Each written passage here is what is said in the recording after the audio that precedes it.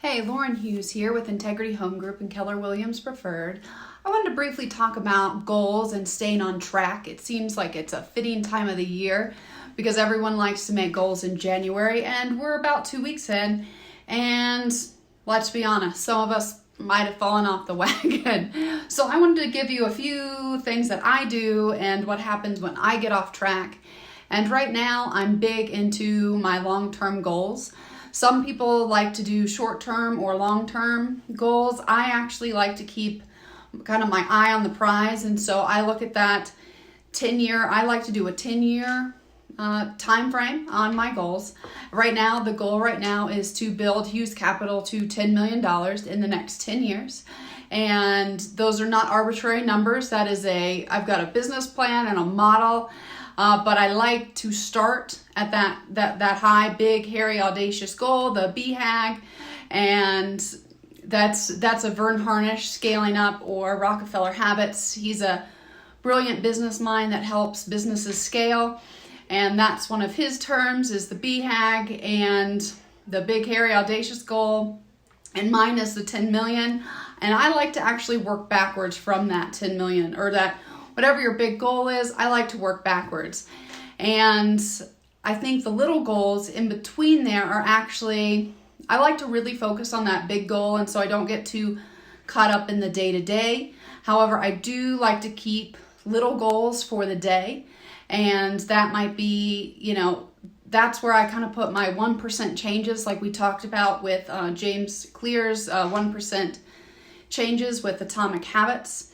And right now I'm working on a bit of a schedule, which it's actually, I've got the whole thing defined from 6:45 to about 10 p.m. or actually until 11 p.m. And I won't bore you with all the things that I do in that time, but I have almost every hour, even if it's like lunch, like I schedule lunch. And when I don't, I tend to miss lunch, and then I get hangry and it doesn't go very well. And I do the same thing for dinner, or sit down with my kids and have like me and my kid time without my phone. So I try to schedule everything, and I try to keep it as strict as I can, but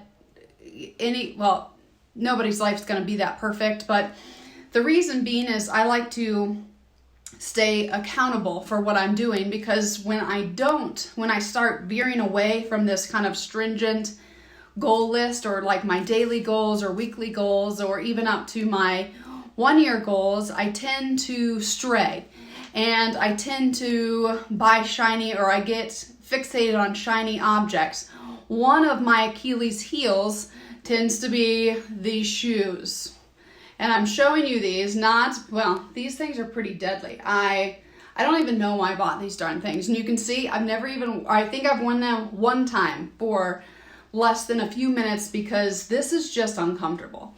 And the reason why I'm showing you a purchase that I made and have never used is because we can get distracted. And I have no need for a shoe like this. Even though I saw it on TV or I saw someone wear it, I'm like, oh, I need to have some like 90 millimeter, these might be 120 millimeter shoes. Anyway, this gets me to the emergency room. This does not help me get to my $10 million goal for Hughes Capital. It also doesn't help me do any of my daily goals. Now, if you're into other things, maybe it does. But for me, it has nothing to do with it, and it's a distraction. So I wanted to briefly talk about how I got rid of or limit the distractions, and that's with my daily calendar. And then accountability, the daily accountability. Even though I look at that long-term goal every single day, and I think about, is this going to get me to that big goal? And then I go back to what I'm doing every day. Otherwise, I tend to get distracted with shiny, pretty things, especially things that say Christian Louboutin or Louis Vuitton. It's beautiful things that really, they don't help, and they distract me, and they take me away from maybe where I could put money a little bit more intelligently. And as an investor, I could invest it much wiser, because you think about compounding, and $3,000 bag compounded over 20 years, it's a big one.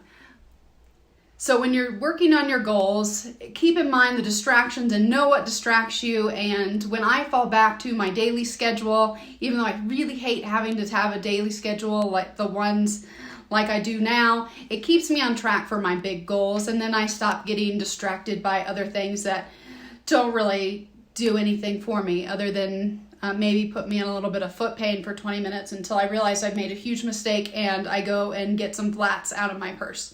And so when you're figuring out your goals, it's all up to you and what's important to you. So thank you guys for tuning in. I greatly appreciate it. I'd love to hear what your goals are doing or how you stay on track. I know, every day is a little bit different, and actually my biggest goal right now to stay on track, and I'm having the hardest time doing it, is actually going to bed at 11 o'clock and turning off my electronics at 10. I'm allowed to the TV for 1 hour, but putting the phone down.